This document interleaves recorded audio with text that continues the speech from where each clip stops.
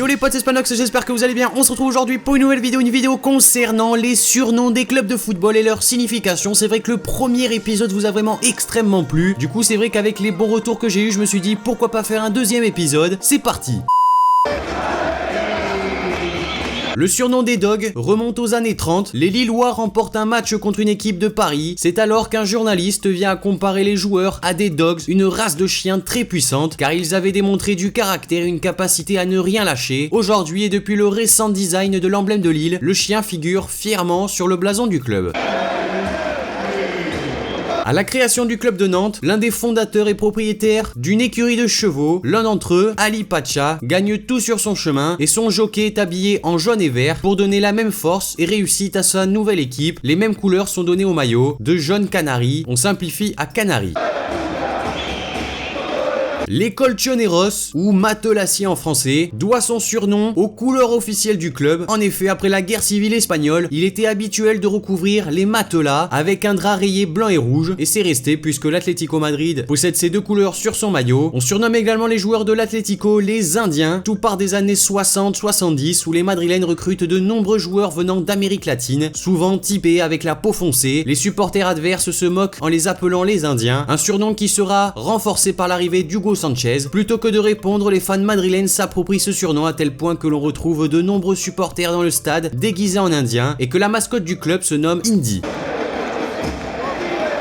Pour le sous-marin jaune, il faut remonter à 1966 avec un groupe espagnol, Los Mustangs, qui décide de reprendre le titre Yellow Submarine des Beatles, mais en espagnol, un véritable succès. Et lors de la montée en 3ème division à l'époque, le club de Villarreal, qui évolue en jaune, valide le titre et fait jouer la musique pendant les célébrations. Du coup, le surnom est resté. À savoir qu'en Espagne, le club de Cadiz, qui joue en Segunda Division, évolue également en jaune et se fait également surnommer le sous-marin jaune. On a bien sûr les Spurs, c'est une référence à un personnage, Harry Hotspur, brave et courageux qui doit son existence à une pièce de Shakespeare. Les pionniers, qui fondent alors le club en 1882, veulent véhiculer ses valeurs et choisissent le dérivé Spurs, qui signifie éperon, d'où l'emblème de Tottenham qui est un coq de combat muni d'éperons. Avant d'être un seul et même pays, l'Italie était divisée en de nombreux petits états. Milan, Venise, Florence sont des noms qui résonnent, mais Naples aussi a une histoire assez riche, puisqu'en 1799, les Français conquièrent la ville du sud de l'Italie et fondent la République napolitaine, autrement appelée la République parthénopéenne. Si ce régime a duré moins d'un an à cause des déroutes de Napoléon Bonaparte en Méditerranée, le nom lui est resté, en devenant notamment le surnom de l'équipe locale. Comme deuxième surnom, les joueurs napolitains sont également appelés les Gli Azzurri, pour le maillot bleu qu'ils arborent à domicile.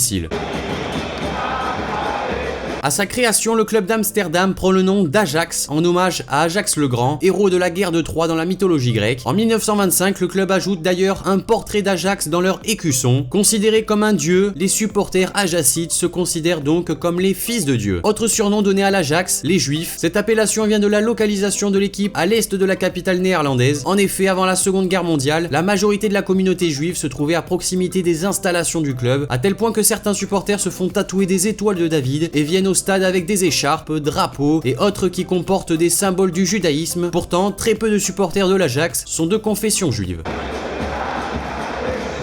Ce n'est pas ici une référence directe à l'animal, mais il s'agit d'une métaphore. En effet, Enes Weisweiler, l'entraîneur de l'équipe en 1965, qui intègre d'ailleurs le nouveau championnat allemand professionnel, y est pour quelque chose. Il sera pointé du doigt pour son incapacité à compter sur les jeunes joueurs, les 11 poulains. Ce sera le surnom donné aux joueurs de l'écurie allemande.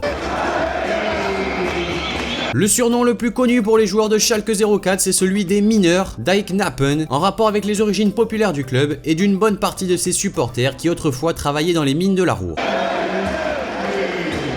Le surnom fait référence ici à l'histoire du club et aux origines des immigrés qui ont été les pionniers, les fondateurs du club. Les fans de River Plate, eux, préfèrent les appeler Los Bosteros, qui signifie les bouseux, par opposition aux millionnaires, qui est le surnom donné au club de River Plate. Je les avais mis dans le premier épisode, donc si vous voulez en savoir un petit peu plus sur ce club-là, n'hésitez pas à cliquer sur la vidéo. Et quand on regarde un peu les deux surnoms, les bouseux et les millionnaires, c'est assez significatif de cette rivalité historique entre les deux monuments de la ville de Buenos Aires.